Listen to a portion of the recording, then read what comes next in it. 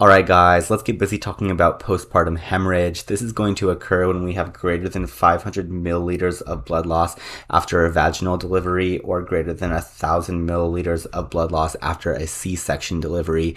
And when talking about our postpartum hemorrhage, we're going to use a mnemonic called the 4 T's. And so the 4 T's is going to be a way to approach the pathophysiology of the causes of postpartum hemorrhage. So let's go ahead and get into it. In terms of postpartum hemorrhage, it's usually going to be post-delivery of the placenta, but it doesn't always have to be. And in terms of our 4 T's, we're going to be talking about tone, trauma, thrombin, and tissue as a way for us to organize our thoughts. So let's start by talking about tone, because tone is going to be the most common cause of postpartum hemorrhage. And tone actually stands for atony, so like lack of tone. And this is going to present as a soft and boggy uterus. So if you were on physical exam to feel here on the outside of the uterine fundus, essentially we would feel what is described as a soft or a boggy uterus on exam. Those are really hot words on exam day. And essentially the uterus is not contracting hard enough after delivery. And that contraction is important because these blood vessels here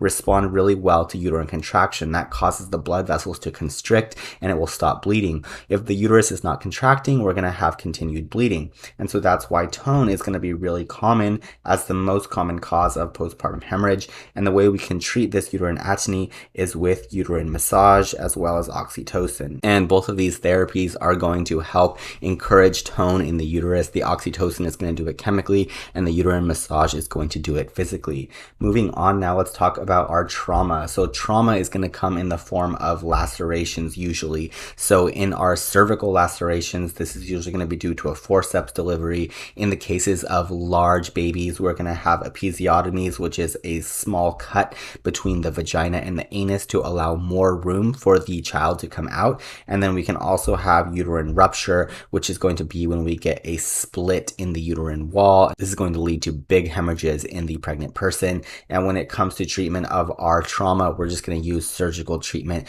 to repair whatever laceration may have occurred.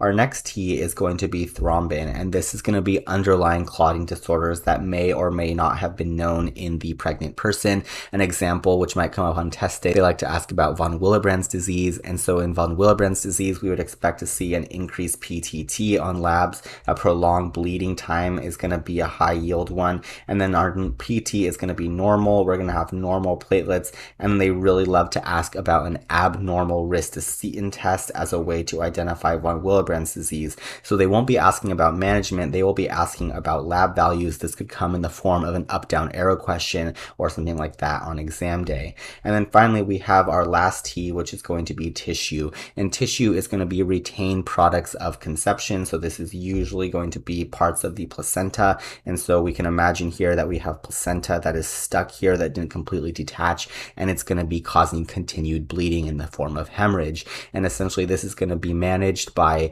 pulling out that leftover placenta surgically. However, it's important to note that when this placenta is just kind of hanging in this gray zone between being attached and not attached, this can cause tissue factor exposure, which we know can cause disseminated intravascular coagulation, also known as DIC. So in terms of our presentation, all of these are going to present with hypovolemia because we have pretty major blood loss here. So we expect hypotension, tachycardia, shortness of breath, and pallor. And then in terms of treating these postpartum hemorrhages, it's all about treating the underlying cause, right? We went through our 4 T's in order to figure out what was causing it. So we need to treat that underlying cause and give supportive care as necessary in terms of fluid resuscitation or blood products or pain control, etc., etc.